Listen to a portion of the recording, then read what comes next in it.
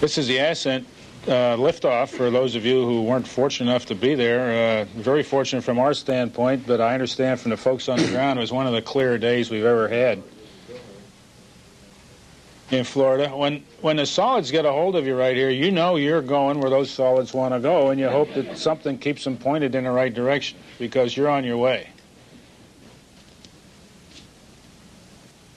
The roll, as reported before, was not disconcerting or confusing in any way. You know, that's about a 90-degree roll there as soon as you clear the pad.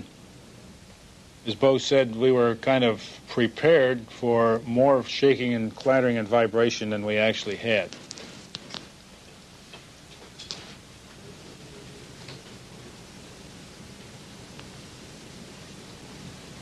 We're approaching SRB SEP here. You can see tail off. They're the SEP motors, and as I say, those cause it to fall away in the right direction. So this is a view of the tracking and data relay satellite in the bay.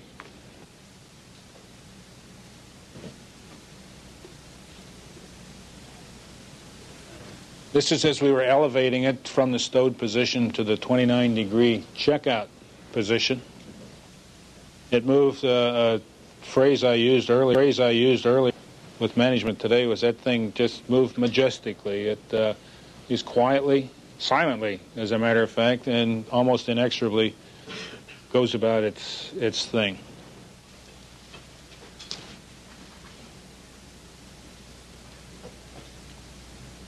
This is as it was moving up toward the final attitude. 45 degrees, you can see on our protractor that was our minimum elevation angle. Once it got to 45, if everything else was okay, that thing was going, whether we got to 58 or not. Now that's the nozzle of the solid rocket motor, and this is the instant of separation. As Don said, we really had to kind of check the television view from this aspect to see that it was in fact deployed. Absolutely perfect deployment mechanically. It came straight out of the ASE, the Airborne Support Equipment, with no rates, just at, again, at its 0.4 of a foot a second, which isn't all that fast. And now at about a minute after deploy, as we thrust backward toward it, and you're not sure the thing is really clear of the orbiter, but that does cause you to pitch down also or away from the thing. But nevertheless, it gets its attention when you're thrusting back toward a 17 or 18-ton piece of metal in the sky.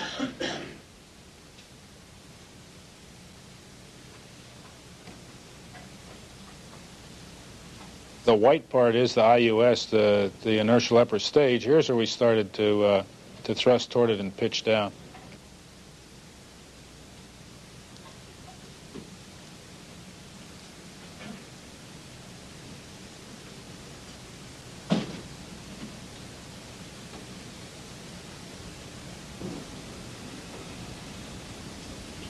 This is the FCS Flight Control System checkout. We do it every flight on the vehicle. That is Story operating the camera to take data for the continuous flow electrophoresis system experiment. This is a joint venture between McDonnell Douglas and Johnson & Johnson, which they have every confidence is going to have direct earthborne application very shortly. He was taking some photos of the streams up there and down here. He's getting ready to change out some samples. Don was basically, he was the housekeeper, and you can see that he kept a nice, neat ship down here. You know, there's not a lot of trash and equipment and items hanging on the lockers and on the bulkhead, and that really helped a lot. And this was flight day 2 here, while Bo was telling the world about the getaway specials. They were mounted in those 3 canisters. We did a antenna test which necessitated us getting crossways to our velocity vector and then rolling at 2 degrees a second. We took some pictures of it, and I tell you, it was a little more impressive from on board than it is here. But nevertheless, it was a welcome diversion from just going around the world with the payload bay facing the Earth all the time. This is on EVA day. That's Story and Dawn in the airlock, beginning their pre-breathe. You know, requires 3.5 hours of pre-breathe on 100% oxygen to make sure, or to have better assurances that we've flushed nitrogen out of the system so folks don't get the bends when they're exposed to the lower pressures in the suit. Bo was cleaning up the airlock and making sure that everything was ready for him. This photo was taken through no, this is from the aft TV cameras. That's the airlock hatch being opened in preparation for airlock egress. And this is Story, like a butterfly coming out of its chrysalis. I'll discuss the extravehicular activity, or the spacewalk. The thing we wanted to test and evaluate there was our ability to do construction-type work, repair-type work in the environment of the shuttle orbiter. We wanted to check out our suits and the life support systems on the back that we call EMUs. We wanted to evaluate how we check them out before we take them into the airlock and depress and take them outside. We did have 3 suits on board. We wanted to look at our ability to move about in the payload bay, up and down the longerons, or up and down the long distance of the payload bay, and across the bulkheads fore and aft. We wanted to look at our safety tether dynamics, the safety tether we wear, to be sure that we stay connected to the orbiter. We wanted to exercise various tools, winches, and in summary, our basic ability to do work, constructive type work or repair type work in the environment of the orbiter. Don here is back at the IUS tilt table. This is in the aft end. He's using a ratchet wrench here to reposition some equipment. The Story mentioned before, their practice run-through of the IUS tilt table restow mechanism, for which we have an EVA procedure. That's just kind of a gee whiz thing. I tell you, this thing really does have a Star Wars effect. 65 feet is a long way back, and that's a big vehicle, and it's still surprising. You look back, you're in orbit, you're in a spacecraft, and the damn thing has got wings and a tail.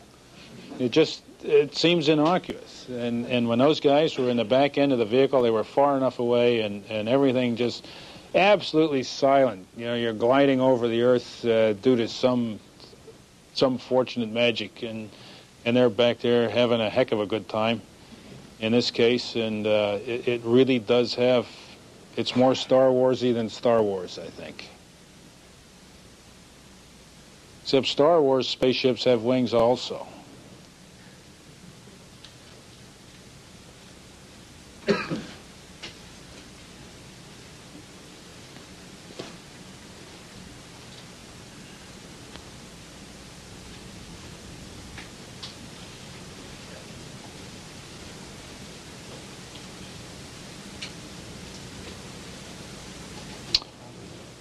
This is, as we were going down, we're fortunate here. That's the west coast of Mexico, just below Guadalajara, where it kind of bends from the southeast to the east-southeast. So we were zinging right along the Mexican coast, which has no significance, except I think it makes for a nicer-looking picture than if you had nothing down there.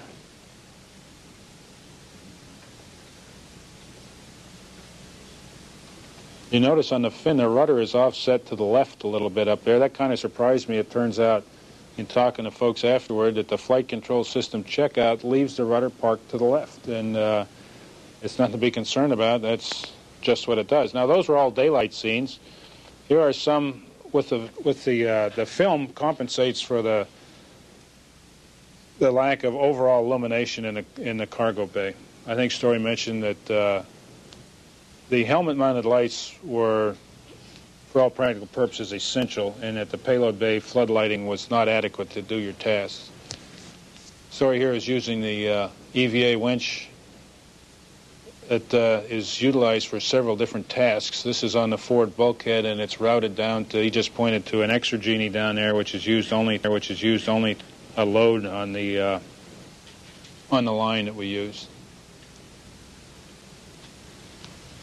Here we're doing some suit mobility checks, kind of reach envelope determination, suit stability and mobility evaluation, seeing if there were any objectionable lockups in any of the bearings. See if you could put it in one position where you wanted it, keep it there, so-called neutral point.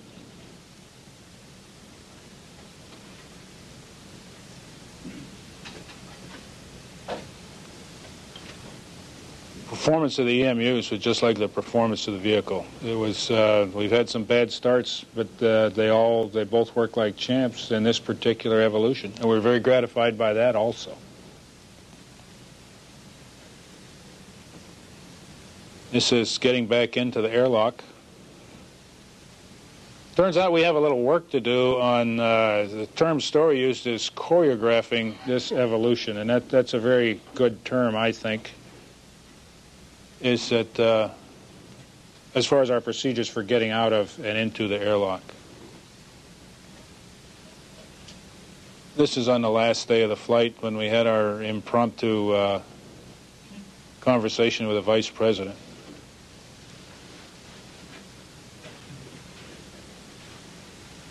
And we decided, we were notified during the flight that we had the dubious distinction of being in average age, the oldest crew to ever fly, anytime, anywhere.